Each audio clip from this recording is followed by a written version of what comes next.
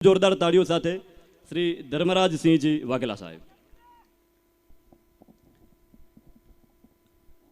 જગતજનની માં જગદંબા વાઘેશ્વરીને આંગણે આપણે જ્યારે બેઠા છીએ ત્યારે રામદેવભાઈને આ વિચાર સ્ફૂર્યો અને યુવાનોએ આ આખો વિચારને વધાવી લીધો. ત્યારે આપણું આ પ્રથમ વાઘેલાઓનું ઐતિહાસિક સંમેલન આપણે અહીંયા ભરાણું. આપ સર્વ જાણો છો કે સવારે આપણે 51 કુંડી નવચંડી યજ્ઞ કર્યો, જે ખૂબ દિવ્ય વાતાવરણમાં થયો અને અહીંના ગામ લોકોએ એવું કીધું, ખૂબ રાજી થયા કે તમે સારું કર્યું, અહીંયા આવ્યા ને આટલું અદ્ભુત આયોજન કર્યું ને ખાસ કરીને યજ્ઞ કર્યો.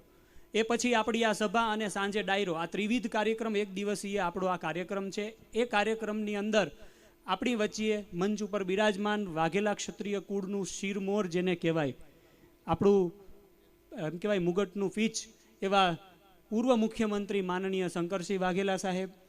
વાઘેલાઓ જેટલા પણ છે આ દુનિયામાં, વિશ્વમાં, અને એમનું જે નામકરણ છે વાઘેલા, એ જેના નામથી પડ્યું એવા વ્યાઘ્રદેવજીના 5 પુત્રો હતા. એમાં સૌથી મોટા પુત્રની આખી જે લાઈન છે એ રેવાના રાજવી, એટલે કે વાઘેલાઓમાં સૌથી મોટા. અને ભારતના રજવાડાઓમાં પણ ખૂબ મોટા રાજવાડાઓમાં, જ્યારે ભારતમાં વિલીનીકરણ જ્યારે રાજ્યનું થયું ત્યારે સૌથી મોટા રાજવાડામાં જેની ગણતરી થતી એવા રેવા રાજ્યના મહારાજા પુષ્પરાજસિંહજી વિદ્યમાન છે. એમના વતી રેવાના યુવરાજ સાહેબ દિવ્યરાજસિંહજી આપણી વચ્ચે ઉપસ્થિત છે. એમનું હું આ સમિતિ વતી ખૂબ ખૂબ સ્વાગત કરું છું. એમનો પરિચય આપતા મને ખૂબ આનંદ અને ગૌરવની લાગણી ઊભી થાય છે, કારણ કે પ્રથમવાર તેઓ વ્યાઘ્રદેવજી, જેના વંશના એ પોતે મોટા કુમાર છે, પ્રથમવાર અહીંયા આવ્યા છે અને આ દર્શન કરી અને આ જગ્યા વિશે જાણીને ખૂબ અભિભૂત થયા છે. અને અમે એમની પાસેથી વચન લીધું છે કે જ્યારે જ્યારે અમે અહીંયા આવો કાર્યક્રમ કરીએ પોતે પધારશે. એવી જ રીતે આપણા વાઘેલાઓના એમ કહેવાય કે રાજવીઓમાં નામદાર મહારાણા ગાંગર ઠાકોર સાહેબ, દિયોદર ઠાકોર સાહેબ પધારેલા છે. પૂર્વ મંત્રી હકુભા સાહેબ, પૂર્વ મંત્રી કીર્તિસિંહજી સાહેબ, અને આપણે સૌને સમાજના મોભી, સૌરાષ્ટ્રની અંદર જેને આપણે સમાજના મોભી કહી શકીએ એવા નામદાર ઠાકોર સાહેબ માંધાતાસિંહજી પણ આપણી વચ્ચે ઉપસ્થિત છે. સર્વને હું પ્રણામ. અને અન્ય સ્ટેજ ઉપર બિરાજમાન તમામ, સમયની મર્યાદાને કારણે હું સૌનું નામ લઈ શકતો નથી. એવી જ રીતે સામે પણ એવા અમુક વિદ્વાનો, સમાજના મોભીઓ પણ બેઠા છે. માતાઓ, ભાઈઓ, બહેનો, સર્વને મારા નમસ્કાર. હવે આપણે અહીંયા કયા ઉદ્દેશ્યથી ભેગા થયા છીએ અને એને પાછળનો ઇતિહાસ શું છે અને કયા પ્રસંગના લીધે આ સ્થળનું મહત્વ શું છે, એક કહેવાની જવાબદારી ટીમે મને આપી છે. ત્યારે હું આપને કહી દઉં કે ભારતની અંદર ક્ષત્રિયોના મૂળ 2 વંશો જ છે, ચંદ્રવંશ અને સૂર્યવંશ. ચંદ્રવંશ અને સૂર્યવંશ સિવાય બીજા બધા ઘણા બધા વંશો છે, પણ એ સૂર્ય અને ચંદ્રના વંશમાંથી જ ઊભા થયેલા બધા વંશો છે. જેમ કે આપણો અગ્નિવંશ આપણે કહીએ છીએ. ખરેખર તો આપણે શું છીએ, કોણ છીએ, એના વિશે બધાને ગુજરાતમાં પહેલાં એવું હતું કે આપણે અગ્નિવંશીઓ છીએ, ચાલુક્યો. પણ ચાલુક્ય ચંદ્રિકા કરીને એક મજુમદાર સાહેબે ખૂબ મોટું 5 પુસ્તકોનું વોલ્યુમ લખેલું છે. ભારતના ઇતિહાસની અંદર એ ખૂબ મહત્ત્વ ધરાવે છે અને ભારતની મોટી મોટી યુનિવર્સિટીઓમાં એ રેફરન્સ બુક તરીકે પણ લેવામાં આવે છે. ચાલુક્ય ચંદ્રિકા જો આપણે વાંચીએ અને એનો અભ્યાસ કરીએ તો એમાં એવું લખેલું છે કે ચાલુક્યો મૂળ જે પાંડવોમાં કુરુવંશીઓ છે. જન્મે જઈ પછી આ જે પરંપરા શરૂ થઈ અને આપણે સૌ પ્રથમ જે છે એ માઇગ્રેટ થયા હસ્તિનાપુરથી, પછી મથુરાની અંદર શાસન કર્યું. ત્યારબાદ અગ્નિશુદ્ધિ 4 ક્ષત્રિયોને એ વખતના ઋષિમુનિએ મુખ્ય જવાબદારીઓ દીધી ને 4 ક્ષેત્રો વહેંચી દીધા. એમાં ચાલુક્યને જે છે એ કાશીનું ક્ષેત્ર આપવામાં આવ્યું અને ત્યાંના દંડાધીશ અને રક્ષા માટે એમને નીમવામાં આવ્યા. એટલે ચાલુક્યનું ક્ષેત્ર આપણે શાખા ગોત્ર વાંચીએ ને તો એમાં ક્ષેત્ર કાશી કહેવામાં આવ્યું છે અને આપણા ઈષ્ટ કાશી વિશ્વનાથને આપણે બનાવ્યા છે. પછી ચાલુક્યો માઇગ્રેટ થઈ અને બાદામીમાં ગયા અને વાતાપી અને બાદામી જે એની રાજધાની બનાવી. અને પછી ચાલુક્યો 2 શાખાઓમાં ડિવાઈડ થઈ ગયા. પહેલી શાખા હતી વાતાપી એટલે કે બાદામીની, અને બીજી વેંગીની. એ પૂર્વી ચાલુક્યો કહેવાય છે અને આ પશ્ચિમી ચાલુક્યો કહેવાય છે. આ બાદામીની શાખાની અંદર પુલકેશી કરીને મહાન સમ્રાટ થઈ ગયા, જેમણે આખા ભારત ઉપર વિજય પ્રાપ્ત કરેલો. કારણ કે હર્ષવર્ધન અને પુલકેશી 2 જ એ વખતે ભારતના એ ટૂંકમાં 5મી સદીથી 7મી સદી દરમિયાનના મહાન સમ્રાટો હતા અને એ બંને વચ્ચે યુદ્ધ થાય છે અને યુદ્ધની અંદર પુલકેશી દ્વિતીયનો ભવ્ય વિજય થાય છે અને ભારતના સમ્રાટ તરીકે એ સંપૂર્ણ ભારતના એ 7 વર્ષ રાજ્ય કરે છે. પછી એમના દેહાંત બાદ વિક્રમાદિત્ય ગાદી ઉપર આવે છે અને વિક્રમાદિત્યના સમયમાં યવનોનું ગુજરાત ઉપર આક્રમણ થાય છે અને એની રક્ષા માટે વલ્લભી વિદ્યાપીઠની રક્ષા માટે ચાલુક્ય મોટું સૈન્ય મોકલે છે અને એ સૈન્યના પ્રતિનિધિ તરીકે આપણા પૂર્વજો સૌ પ્રથમ ગુજરાતમાં એન્ટર થાય છે અને નવસારીની અંદર કલ્યાણી નામનું રાજ્ય સ્થપાય છે, જેની અંદર ચોથી પેઢીએ ભુવનાદિત્ય નામે મહાન રાજા થઈ ગયા, જેણે જયકેશી ચાવડા એટલે વનરાજ ચાવડાના પિતાને હરાવી એમનો વધ કરી અને ગુજરાતની અંદર ચાલુક્ય વંશની સત્તાની શરૂઆત કરી. ત્યારબાદ ચાવડાઓનું રાજ્ય મૂળરાજ પછી ધીમે ધીમે અહીંયા આવ્યું અને એ ભુવનાદિત્યના વંશની અંદર ચોથી પેઢીએ 3 કુમારો થાય છે, રાજ, બીજ અને દંડક. એમાંના 3 કુમારો જે છે એ ગુજરાતની સોમનાથની યાત્રાએ નીકળે છે. સર્વપ્રથમ પાટણ આવે છે રસ્તામાં. પાટણની અંદર એ વખતે સામતસિંહ ચાવડાનું રાજ્ય હોય છે અને ઘણી બધી દંતકથાઓ છે એની સાથે જોડાયેલી, કારણ કે હું ડીપમાં નહીં જાઉં, મારે ખાલી ટૂંકમાં પતાવવું છે આ જે ભૂમિ શું છે ને અહીંનો ઇતિહાસ શું છે એ કહેવા માટે. એટલે એક ઘોડી સામતસિંહ ચાવડાની એમના પડાવ પાસે આવે છે ને તળાવમાં એ નદીમાં પાણી પાતા ચાબુક મારે છે ને પછી બીજ જે સંપૂર્ણ અંધ હતા એમણે કહી દીધું ભાઈ આની અંદર આ સગર્ભા ઘોડી છે, એને વછેરો આવવાનો છે, એ પાછો પંચકલ્યાણી છે અને એની તે ડાબી આંખ ફોડી નાખી. એટલે ઓલાને આશ્ચર્ય થાય છે કે આ એક તો અંધ છે છતાંય આવડું બધું આવી રીતની વાત કેમ કરે છે. પણ દેખાવમાં એ કોઈ સામાન્ય લોકો નહોતા લાગતા, એ રાજસી પોશાક સાથે એક રાજપુરુષો લાગતા હતા. એટલે એણે એની વાતને હલકામાં ન લેતા સામતસિંહ ચાવડાને ધ્યાને મૂક્યું કે આવી વાત કોઈએ કરી છે. એટલે સામતસિંહ ચાવડાને પણ આશ્ચર્ય થયું. એટલે એને એ પોતે આવ્યા અને પૂછ્યું કે આપ કોણ છો? તો કે અમે ચાલુક્ય સમ્રાટ ભુવડના વંશજો છીએ અને અમે સોમનાથની યાત્રાએ નીકળ્યા છીએ. એટલે ભુવડના વંશજોનું નામ સાંભળી અને એમને માન સન્માન સાથે રાજ્યમાં લઈ આવે છે અને એમની પાસેથી સઘળી હકીકત જાણે છે. અને પછી એમને એમ કહે છે સામતસિંહ ચાવડા કે આપ મારા રાજ્યમાં રોકાવ, આ ઘોડી થાન દે અને એને જો પંચકલ્યાણી વછેરો આવે ને એની ડાબી આંખ ફૂટી હોય ફૂટેલી તો હું મારી બેન લીલાવતીને તમારી સાથે પરણાવીશ અને જો એ અસત્ય ઠરે તો તમને હું મૃત્યુદંડ આપીશ. એટલે એ સમય દરમિયાન એ ત્યાં રોકાય છે, ઘોડીને વછેરો આવે છે અને ખરેખર પંચકલ્યાણી આવે છે અને એની ડાબી આંખ ફૂટલી હતી. એમનું આટલું અદ્ભુત જ્ઞાન જાણી અને સામતસિંહ ચાવડાએ પોતાની બેન સેનાજી પણ એને કહેવામાં આવ્યા છે ઇતિહાસમાં, અન્ય એક બીજું નામ છે સેનાજી પણ. એ સેનાજી એ પરણાવવા માટે એમને આગ્રહ કરે છે. એટલે બીજ એમ કહે છે કે હું અંધ છું, મારો ભાઈ દંડક છે એ કાયમ પહેલેથી જ એણે નક્કી કર્યું છે કે હું સંન્યાસી જ રહીશ, ક્યારેય સંસારી નહીં બનું, માટે તમે એક કામ કરો, મારા નાના ભાઈ રાજ સાથે તમારા બેનના આપણે લગ્ન કરીએ. રાજ સાથે સેનાજીના લગ્ન થાય છે અને એમને મૂળ નક્ષત્રની અંદર એક પુત્રનો જન્મ થાય છે, જેનું નામ મૂળ નક્ષત્રમાં જન્મ હોવાથી મૂળરાજ પાડવામાં આવે છે. એ મૂળરાજ અને સેનાજીને ત્યાં મૂકી અને એ પોતે પોતાની અધૂરી યાત્રા પૂર્ણ કરવા જ્યારે રાજબીદ દંડક આગળ નીકળે છે ત્યારે આ જ ક્ષેત્રની અંદર, આ જ આટકોટની અંદર, આટકોટનું મૂળ નામ છે આઠકોટ. એટલે 8 અલગ અલગ સ્તરે દિવાલોથી ઘેરાયેલો હતો. પહેલી દિવાલ તમે વિજય કરો, પછી બીજી આવે, ત્રીજી આવે, એમાં 8 આવે અને 8મી દિવાલની વચ્ચે જે છે એ મહેલ હતો. અને આ સંપૂર્ણ મહેલ જે છે ગ્રહ રીપુએ પોતાના મિત્ર લાખા ફુલાણીને અમુક સમયગાળો વેકેશન ગાળવા માટે અહીંયા આપેલું ગિફ્ટમાં. એટલે લાખા ફુલાણી સમયાંતરે અહીંયા આવતા રહેતા. એ સમય દરમિયાન લાખા ફુલાણીનો ઉતારો અહીંયા હતો અને રાજબીજ અને દંડકને અહીંથી નીકળવું. અને લાખા ફુલાણીની ફૂલમાર નામની ઘોડી હતી, એને પગમાં વા આવી ગયો હતો, હાલતી જ નહોતી. એટલે અહીંયાથી નીકળતા હતા એટલે કોઈએ કીધું કે ભાઈ પાટણમાં અમને આવો પરચો દીધો છે ઘોડાને લઈને. એટલે લાખા ફુલાણીએ એમને બોલાવ્યા કે અમને કંઈક સમજાવો કે આ ફૂલમાર મારી ઘોડી કેમ હાલતી નથી. એટલે એણે એમ કીધું કે એને સ્વપ્ન આવ્યું હતું ફૂલમાર ઘોડીને, કે સ્વપ્ન દોષને લીધે એને એમ થયું કે હું મારા પગ ભાંગી ગયા છે, હવે જો એને એનું સ્વપ્ન ભંગ કરવામાં આવે તો એ તમારી ઘોડી દોડતી થઈ જાય. આ વાત કરે છે અને પછી સ્વપ્ન ભંગ કરે છે અને પછી ઘોડી દોડતી થઈ જાય છે. લાખા ફુલાણી પર પ્રસન્ન થઈ જાય છે કે ભાઈ મારા બેન જે છે એમના પણ લગ્ન મારે તમારી સાથે કરાવવા છે, અમારે એક સગપણ બાંધવું છે, આપણા મોટા ચાલુક્ય વંશના વારસદાર છો. તો એટલે ફરી રાજ બીજ અને દંડક ના પાડે છે અને રાજ સાથે પાછા બીજા લગ્ન યોજાય છે. અને એમનાથી એમને રાકાયત નામે અને ઉર્ફ ગંગામહ નામે પુત્રનો જન્મ થાય છે. ગંગામહ નાના, મૂળરાજ મોટા, 2 ઓરમાન ભાઈઓ, સોલંકીઓના આ 2 રત્નો રાજ સોલંકીના.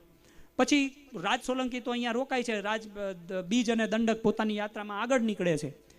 લાખા ફુલાણી અને રાજને ચોપાટ રમતા બે વચ્ચે વિવાદ થઈ જાય છે અને એ વિવાદમાં લાખા ફુલાણી પોતાની તલવારથી ભૂલમાં ને ભૂલમાં પોતાના બનેવીનું માથું ઉતારી લે છે અને ક્ષણિક આવેગના લીધે આ કૃત્ય થઈ જવાથી લાખા ફુલાણીને ખૂબ પછતાવો તો થાય છે. રાજ પાછળ એના બેન લાખા ફુલાણીના સતી થયા હોવાથી એના કુંવરને ઉછેરવાની જવાબદારી લાખા ફુલાણી લે છે અને રાકાયતને પોતાના ભાણેજને પોતાની પાસે ઉછેરવા કચ્છ જતા રહે છે. આ બાજુ મૂળરાજ મોટા થાય છે રાજમાં, આ બાજુ રાકાયત પણ મોટા થાય છે. મૂળરાજ 17 વર્ષની ઉંમરે 1942 ઈસવીસનના રોજ પોતાના મામાને પાટણની ગાદીએથી ખસેડી અને સોલંકી વંશની પાટણમાં સ્થાપના કરે છે અને સર્વપ્રથમ ચાલુક્ય સોલંકીઓ એ પાટણની અંદર સત્તા સ્થાપે છે. ત્યારબાદ એને ખબર પડે છે કે મારા પિતાનો વધ જે છે એ લાખા ફુલાણીએ કર્યો હતો, એટલે એના પ્રતિશોધ એક બાજુ આવે છે અને એક બાજુ ગુજરાતની વિજય યાત્રા એ નીકળ્યા હોય છે. વિજય યાત્રાની અંદર સૌરાષ્ટ્રમાં મુખ્ય સ્થાન એટલે એ વખતનું વંથલી અને અત્યારનું જુનાગઢ એટલે કે ચુડાસમાઓ ગ્રહ રીપુ ઉપર આક્રમણની ઘોષણા કરે છે. એટલે ગ્રહ રીપુ પોતાના મિત્ર લાખા ફુલાણીને મદદ માટે બોલાવે છે અને લાખા ફુલાણી ફરી આ જગ્યાએ આવીને બેસે છે.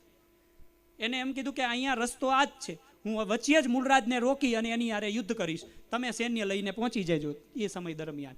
અને આ આખી ઘટના ગોઠવાય છે. મૂળરાજ સોલંકી ત્યાંથી નીકળે છે. આ બાજુ 18-19 વર્ષના રાકાયત છે, 20-21 વર્ષના મૂળરાજ સૈન્ય લઈને આવે છે.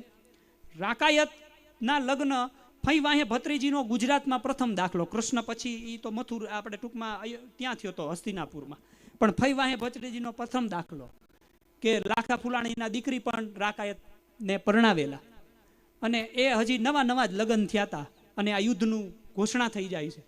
એટલે રાકાયતને ખબર પડે છે કે મારા પિતાને મારા મામાએ મારી નાખ્યા હતા, પણ મારા મામાનું મારા ઉપર લૂણ છે. જો ક્ષાત્રવટ અને ક્ષત્રિય વટ એ સમયે કેવો રાખ્યો આપણા પૂર્વજોએ, એ અદ્ભુત કથા છે. લાખા ફુલાણી એક દેવાયતી પુરુષ હતા. અદ્ભુત લોકકથાઓમાં લાખા ફુલાણીને મહાન વ્યક્તિ તરીકે અને લાખા ફુલાણીને મામા ભાણેજને બેયને વાઘેલા વૃત્તાંત તો એવું કહે છે કે એ દેવો, શ્રાપિત દેવો હતા બંને સ્વર્ગના, અને એમને શ્રાપવશ અહીંયા અવતાર લેવો પડ્યો હતો, એવું વાઘેલા વૃત્તાંતમાં લખેલું છે. અન્ય દંતકથાઓ અને વાર્તાઓમાં પણ લખેલું છે. એ રાકાયતને ખબર પડે છે કે મારા મામાએ મારા પિતાને માર્યા હતા, હવે મારા પિતાનો તો મારે એક પુત્ર તરીકે પ્રતિશોધ લેવો જ પડે, પણ મારા મામાએ મને મોટો કર્યો છે તો મારો ધર્મ મારા મામા પ્રત્યે પણ છે. હવે આ બે અસમંજસની અંદર એ નિર્ણય લે છે કે હું પ્રતિશોધ પણ લઈશ અને મારા મામા પ્રત્યે મારી ફરજ પણ નિભાવીશ. એ એવો નિર્ણય લે છે કે પોતાના ભાઈને જે છે એ આટકોટના પ્રવેશનો એ ગુપ્ત માર્ગ બતાવી દે છે કે હું તમારો નાનો ભાઈ છું. એટલે મૂળરાજ એમ કહે છે કે ભાઈ તું મારા પડખે મારી બાજુ આવી જા, તો તારે આ કંઈ, તો કે નહીં, કે હું ક્ષત્રિય છું, તમે ક્ષત્રિય છો, જો હું કાયરતા ભરેલું પગલું લઈશ તો તમને પણ તમારા પોતાના નાના ભાઈ પ્રત્યે ગર્વ નહીં રહે, એટલા માટે હું મારી ફરજ નિભાવું છું, આપ આપની ફરજ નિભાવો, પણ આપણા પિતાના મારનાર મારા મામાનો વધ તમે ચોક્કસ કરજો, એમાં જો કદાચ હું આડો આવું તો મારો પણ વધ તમે કરજો. એમ કહી અને રાકાયત પાછા આવી જાય છે અને પછી ઘમાસાન યુદ્ધ, અહીંયાથી એક્ઝેક્ટ 1 કિલોમીટર આગળ એ બેટલ ફિલ્ડ છે કે જ્યાં યુદ્ધ થયું હતું અને એ મામા ભાણેજ સહિત અનેક યોદ્ધાઓની ખાંભીઓ ત્યાં હતી. અત્યારે થોડી ઘણી બચી છે, પણ મામા ભાણેજની મૂળ ખાંભીઓ આ જે પોડિયમ છે એવી સાઇઝની છે, એટલી ને એટલી અંદર છે. એ આપ કદાચ દર્શન કરવા જે ન ગયા હોય તો જજો. એ જગ્યાએ યુદ્ધ થાય છે અને આ ઘટના ક્યારે બની હતી એ અલગ અલગ ઇતિહાસકારો પણ નોંધે છે. સંવત 901 કારતક સુદ ત્રીજ અને શુક્રવારના રોજ આ યુદ્ધ થયું હતું અને એ યુદ્ધની અંદર લાખા ફુલાણી અને મૂળરાજ બે સામસામે આવી જાય છે. એટલે તરત ભાઈને પોતાનો મામા પ્રત્યેનો ધર્મ યાદ આવે છે અને વચ્ચે આવીને એમ કહે ભાઈ કે પહેલાં તમારે મારી હારે યુદ્ધ કરવું પડશે, પછી મામા સુધી તમે પહોંચી શકશો. અને પછી મૂળરાજ પોતાના ભાઈનો વધ કરે છે અને પછી મૂળરાજનો વધ કરે છે. એના વિશે એક દુહો પણ લખાયેલો છે કે અચી ફુલાણી ફોફરો, કચ્છી દુહો છે, એ સમયનો છે. આ 10મી સદીનો દુહો છે કે અચી ફુલાણી ફોફરો રારું મંડાણું. રારું મંડાણું એટલે મહાઘમસાણ મંડાણું. અને એમાં ફુલાણી જે છે એ ભલે એ વખતે 60-70 વર્ષના હતા, પણ આમ યુવાન હોય એવો એનો એ પરાક્રમી યોદ્ધા એ યુદ્ધમાં ઉતરે છે. પણ થાય છે એવું કે મૂળરાજ સાંગ ઉપતી લાખો મરાણું. અચી ફુલાણી ફોફરો રારું મંડાણું, મૂળરાજ સાંગ ઉપતી લાખો મરાણું. અને લાખો લાખો ક્યારે મર્યા એના સહિતની સાલ સંવત એ સમયના બળવાજી હોય એટલે કે બારોટજી હોય નોંધી પણ છે. અને મેં કીધું એમ સંવંત 901 કારતક સુદ 30 અને શુક્રવારના રોજ એક અદ્ભુત ઘટના બને છે અને એની અંદર મામા ભાણેજ સહિત બંને કામ આવી જાય છે. આ બાજુ યુદ્ધ પૂરું થાય છે, મૂળરાજ જુનાગઢ તરફ આગળ વધે છે, ગ્રહ રીપુને હરાવી જુનાગઢ કબજે કરે છે. અને આ બાજુ એવી ઘટના બને છે આ આટકોટની અંદર કે લાખા ફુલાણીની દીકરી અને રાકાયતના પત્ની એ વખતે હજી પુત્રને જન્મ જ આપેલો, હજી તો અઠવાડિયું પણ નથી થયું, અને આ પોતાનો પતિ આ યુદ્ધમાં કામ આવી ગયો, ખૂબ નાની ઉંમર 18-19 વર્ષ. એટલે એ પોતાના પતિ પાછળ સતી થવાને તૈયાર થાય છે અને રાકાયત પાછળ એમના રાણી સતી થાય છે. પણ દાસીને કહેતા જાય છે કે મારો આ દીકરો છે એને તું સાચવજે. એટલે દાસી એ દીકરાને સોંપી અને પોતે સતી થાય છે. હવે સ્થિતિ એવી થાય છે કે સતી થઈ ગયા પછી દાસીને મનમાં ભય બેઠો કે હવે જો આ રાજ સોલંકીઓના દુશ્મનને જો હું મારી પાસે રાખીશ, એક બાજુ તો જુનાગઢની અંદર એને હાહાકાર મચાવી દીધો છે, ખબર પડશે કે મેં એના દુશ્મનના દીકરાને મારી પાસે રાખ્યો છે તો મારો પરિવારને બધાનો નાશ કરશે. એટલા માટે એ દાસી બીતી આ જે વાઘેશ્વરીનું મંદિર છે ત્યાં આગળ એ દીકરાને મૂકી અને પલાયન થઈ જાય છે. માં ભગવતી અંબાનું એ વખતે એ થાનક હોય છે. અંબાજી પોતે વાઘણનું સ્વરૂપ લઈ અને એ દીકરાને ધવરાવીને મોટો કરે છે. એટલે એ દીકરાનું નામ વ્યાઘ્રદેવ રાખવામાં આવે છે. આ વાતની જાણ મૂળરાજ સોલંકીને થાય છે અને કે કોઈ વાઘ ભેગું એક બાળક ઉછરી રહ્યું છે. એટલે મૂળરાજ સોલંકી કુતૂહલવશ અહીંયા આવે છે અને જોવે છે. એટલે વાઘ બધા આગા પાછા. હવે જીઓલોજીકલ રીતે પણ એ સાબિત થયું છે કે અહીંયા વાઘોનું અસ્તિત્વ હતું એ સમયે. પછી તો વાઘો લુપ્ત થઈ ગયા અહીંથી. સિંહો પણ એની બાઉન્ડ્રી બાંધી લીધી ગીરને બાજુ, બાકી સિંહો ચોટીલા સુધી હતા. હવે આ ખબર પડી એટલે મૂળરાજ પોતે એ બાળકને પોતાની સાથે આમ એ વખતે કંઈક 1-1.5 વર્ષનો એ બાળક થઈ જાય છે ત્યારે મૂળરાજના હાથમાં આવે છે. ત્યારે આકાશવાણી થાય છે અને એમ કહે છે કે મૂળરાજ આ તારા ભાઈ રાકાયત એટલે કે ગંગા મહનનું જ આ એનો સંતાન છે અને આ એનો દીકરો છે, આ તારો ભત્રીજો છે, તારા નાના ભાઈનું સંતાન છે, એને સાચવજે અને તું તારી સાથે લઈ જા. એટલે મૂળરાજ એને પાટણ લઈ જાય છે અને ભાયાતી ભાગે જ્યારે વ્યાઘ્રદેવ યુવાન થાય છે એટલે એમને એક ગામ આપે છે અને એની સાથે બીજા 12 ગામ એક ફટાયા તરીકે જાગીરમાં આપે છે. એ ગામનું નામ વ્યાઘ્રદેવને આપ્યું હોવાથી વ્યાઘ્રપલ્લી રાખવામાં આવે છે, જે ઉત્તર ગુજરાતમાં તમે પાટણની બાજુમાં છે. હાલમાં એ અભ્રંશ વાઘેલ ગામ તરીકે ઓળખાય છે. એ વાઘેલ ગામ એમને આપે પછી ધીમે ધીમે વ્યાઘ્રદેવ યુવાન થાય છે એટલે એને ખબર પડે છે કે મારા પિતાની હત્યા મારા મોટા બાપુએ કરી હતી, એટલે મારે આ રાજનું કેમ ખાવું. એટલે એ વાતની ખૂબ એમને વસવસો રહેતો અને પછી એમને મોટા બાપુ સમક્ષ વિનંતી કરી કે મોટા બાપુ મને હવે તમે રજા આપો, મારે રેવાજીની પ્રદક્ષિણા કરવા જવું છે.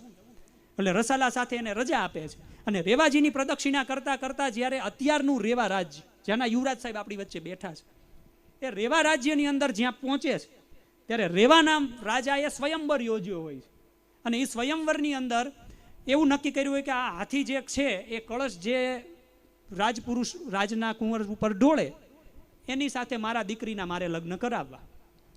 એ સમયે એક વડલા નીચે વ્યાઘ્રદેવ જ્યારે આરામ કરતા હોય છે ત્યારે મણિધર નાગ એને માથે છાયા કરીને બેઠો હોય છે. એટલે બધાને એમ થાય કે આ નક્કી આવનારા સમયમાં બહુ મોટો સમ્રાટ થશે. હજી તો લોકો વિચારે ન વિચારે ત્યાં તો હાથી આવીને કળશ એની ઉપર ઢોળી દે છે.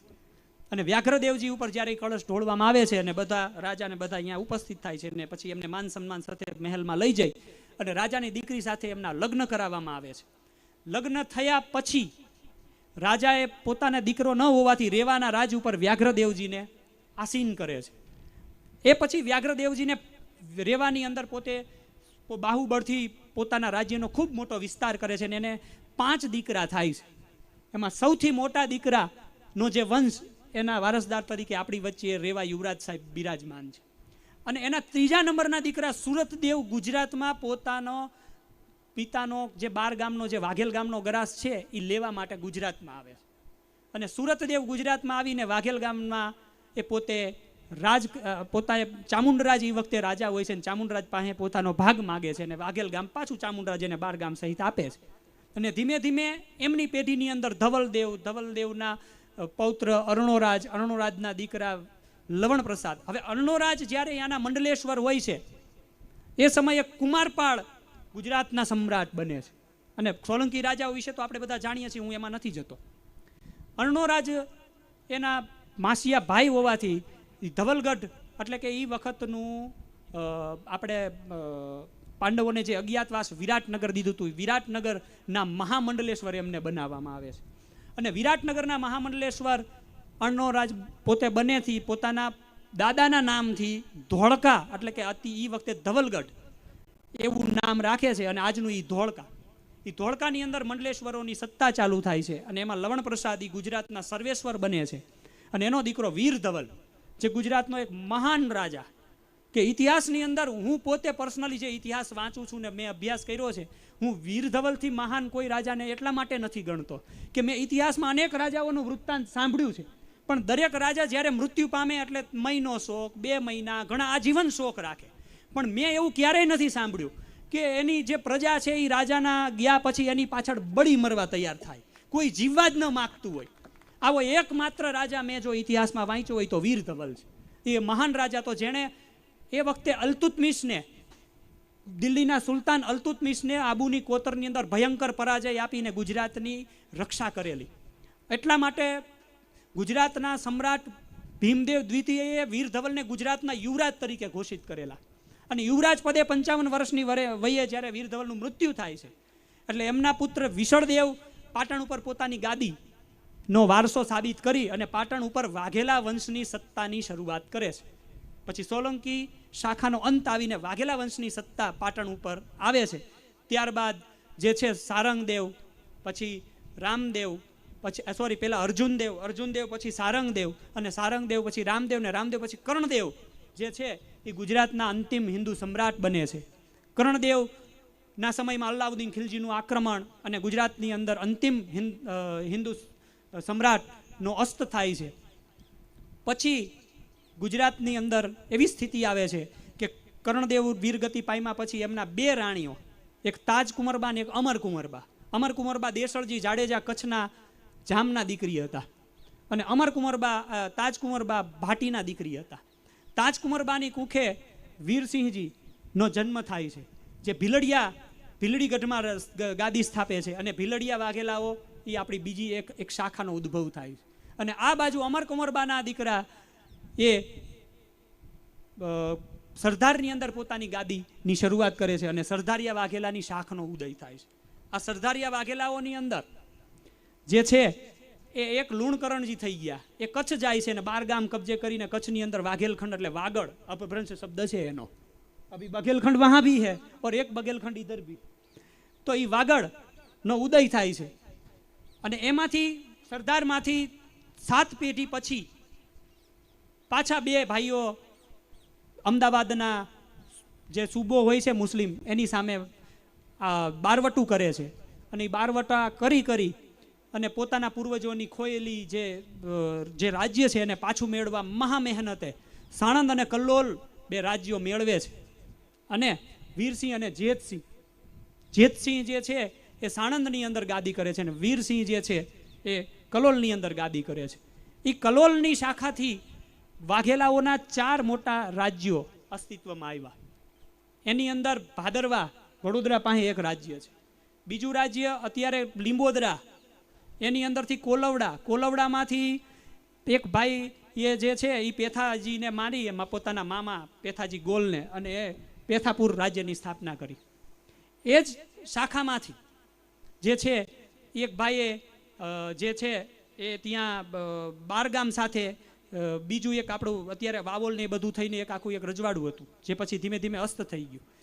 અને વાગડમાંથી એક ખાનજી વાઘેલા નીકળે છે, એક સામાન્ય ગરીબ ગરાસીઓ તરીકે નીકળે છે, અને થરાદ નામના રાજ્યની સ્થાપના કરી દે છે. એનો દીકરો એ સૌરાષ્ટ્રની અંદર એક મહાન સંત તરીકે ઓળખાય, મોરાર સાહેબનું નામ આપણે સાંભળ્યું હોય છે. એ ખાનજી વાઘેલા થરાદના એ મોરાર સાહેબ એક પુત્ર છે.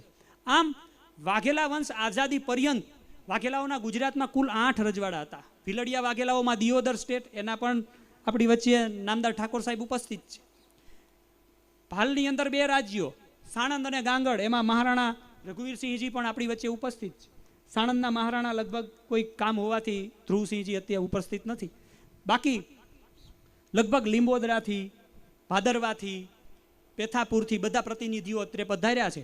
આમ વાઘેલા વંશનો જે આ છે અતિ ભવ્ય ઇતિહાસ છે, એને આપણે કઈ રીતે આવનારી પેઢીને પ્રોપર સમજાવી શકીએ, એ ઇતિહાસ પ્રત્યે જાગૃત બને. આ જગ્યાનું શું મહત્વ છે, વાઘેલાઓની ઉત્પત્તિ અહીંયા થઈ છે. ત્યારે વર્ષો પહેલાં અમારા મોટાભાઈ રુદ્રદત્તભાઈ છે છબાસર, એમણે એક પ્રયત્ન કરેલો 2004માં, એક સંમેલન ખૂબ અદ્ભુત કરેલું અહીંયા. પછીથી કોઈ આ જગ્યાએ કોઈ આવું આ તે અમુક યુવાનો મારી સાથે આવતા. આ રામદેવભાઈની તો લગભગ 17-18 વર્ષથી આવે છે. એટલે ઘણાને તો આમાંથી આવેલા મને 90% મને એવું કીધું કે અમને તો આ જગ્યાની ખબર જ નહોતી કે આવું છે. રેવા યુવરાજ સાહેબને નહોતી ખબર. અમે કીધું યુવરાજ સાહેબ આપ પધારો, આપણા પૂર્વજનો જન્મ જ અહીંયા થયો છે, આ એમની જન્મભૂમિ છે. એને આપણે દર વર્ષે અહીંયા એના વિશે જાણવું જોઈએ. આપણા કુળદેવી કેમ સ્થપાયા, અહીંયા કાશી વિશ્વનાથ શું કામ છે, એના વિશે આપણે જાણવું જોઈએ. આવનારી પેઢીને એના વિશે અવગત કરવા જોઈએ. અને આવનારા સમયમાં વાઘેલાઓનું આવું સંમેલન થતું રહેવું જોઈએ. આવનારા समय रीवा से भी युवराज साहब मैं आपसे विनती करूंगा कि हमारे जितनी भी रियासतें हैं सभी के प्रतिनिधि यहाँ पधारे और व्याघ्रदेव जी के जन्म स्थान को के दर्शन करें और हमारे भाइयों से सब मिले. વાઘેલાઓ એટલે કે મૂળ ચાલુક્યો. આપણે આમ જોવા જાવ ને તો વાઘેલા સોલંકી એવું ક્યાંય આજથી 200 વર્ષ પહેલાં ક્યાંય લખેલું હતું નહીં. એ તો વાઘેલ ગામની શાખા ઉપરથી આપણે વાઘેલા પડ્યા. સોલંકીઓની 16 શાખાઓ છે. શિલાલેખોમાં તમે જોવા જાવ તો બધે જ ચાલુક્ય જ લખેલું છે. વ્યાઘ્રપલ્લીય ચાલુક્ય અને ચાલુક્ય, એટલે મૂળ આપણે ચાલુક્યો છીએ, એ આપણાથી ના ભૂલાય. અને આપણી એકતા કેવી રીતે સ્થપાય. આખા ગુજરાતમાં ચાલુક્યો ફેલાયેલા છે. આપણને એમ થાય કે સાણંદ ને ગાંગડ ને ઉત્તર ગુજરાતમાં જ વાઘેલાઓ છે, એવું કંઈ છે નહીં. તમે અત્યારે ધર્મેન્દ્રસિંહજી ધારાસભ્ય આપણી વચ્ચે ઉપસ્થિત છે. તેઓ વડોદરાના ધારાસભ્ય છે અને યશસ્વી ધારાસભ્ય, પોતાના આપ બળે જીતે છે. કોઈ વાઘેલાઓ એટલી મેજોરિટી અહીંયા નથી તોય જીતે છે. આપણું ગૌરવ છે વાઘેલાઓનું. એમને આપણે તાળીઓથી વધાવીએ એકવાર અને એમની અદ્ભુત કારકિર્દીની આપણે શુભકામનાઓ કરીએ. ધર્મેન્દ્રસિંહજી વાઘેલા જે મતક્ષેત્રથી ચૂંટાય છે વાઘોડિયા, અને ત્યાંથી આપ સ્ટેચ્યુ ઓફ યુનિટી બાજુ જાઓ. સ્ટેચ્યુ ઓફ યુનિટી 5 કિલોમીટર રહે ને આ બાજુ ભાદરવા નામનું રજવાડું આવે છે. ભાદરવાના તો સરદારિયા વાઘેલા છે, પણ એ પહેલાંય તે ડભોઈની અંદર આપણા 17 ગામ છે અને ડભોઈયા વાઘેલા તરીકે ઓળખાય છે. એની સિવાય ભાદરવાના ભાયાતી ગામો બધું થઈને અહીંયા 41 વાઘેલાઓના ગામ છે. ગુજરાતના ખૂણે ખૂણે વાઘેલા છે. કચ્છમાં વાઘેલાના 12 ગામ છે. સૌરાષ્ટ્રમાં 2-4 ગામ, અહીંયા ટૂંકમાં ગોંડલ પાસે બંધિયા, ભાડેર, બાલાચડી, બગથરા, ઘણા બધા ગામ તમને જોવા મળે. અહીંયા શું કામ વાઘેલાઓ આવ્યા હતા? એ પૂર્વજોનો અદ્ભુત પરાક્રમોનો એ જે છે મિસાલ છે. એ આ પૂર્વજોના અદ્ભુત પરાક્રમોને આપણે વાગડવું જોઈએ. એ માટે આપણે વર્ષે નહીં તો 2 વર્ષે આપણે બધાએ ભેગું થવું જોઈએ. અને વાઘેલા બેલ્ટ જે છે એ નર્મદાની આજુબાજુ જ ફરે છે. તમે જોજો, ભાદરવા રાજ્યની પણ સ્થાપના નર્મદાને કિનારે. રેવા તો ઓલરેડી છે. એ આખું વઘેલ ખંડનું જો આપણે તમે ત્રિજ્યા જુઓ તો ખૂબ મોટી થાય છે. માટે હું મારી વાતને ખૂબ લાંબી ન કરતા આપ સર્વને વિનંતી કરું છું કે આ માતા બહેનોને પણ વિનંતી કરું છું કે આપના સંતાનોને આપણા ઇતિહાસ વિશે અવગત કરાવજો. કારણ કે આ કર્તવ્ય માતાઓનું જ છે. પિતાઓએ તો કોઈ દી ઇતિહાસ કોઈ કીધા જ નથી. જીજાબાઈ જે છે એમના સંતાનને ઘોડિયામાંથી શીખવાડ્યું હતું કે કાલ સવારે તારે મોત સામે ભીડવાનું છે. કાલ તારી કોઈ માં છે ને એવું ના ઈચ્છે કે પોતાના દીકરાનું મૃત્યુ થાય. જીજાબાઈએ તો એવું કીધું છે કાલ સવારે તારી વીર પથારી પાથરસેમાં ભેળિયા વાળે. આવું તો સમર્પણ રાજપૂતાણીમાં જ હોય. માટે માતાઓ પણ આ બાબતે ઇતિહાસ અને સંસ્કૃતિ બાબતે જાગૃત થાય અને આપણે સૌને મળતા રહીએ એવી અભ્યર્થના વિનંતી સાથે હું મારી વાત પૂરી કરું છું. આભાર.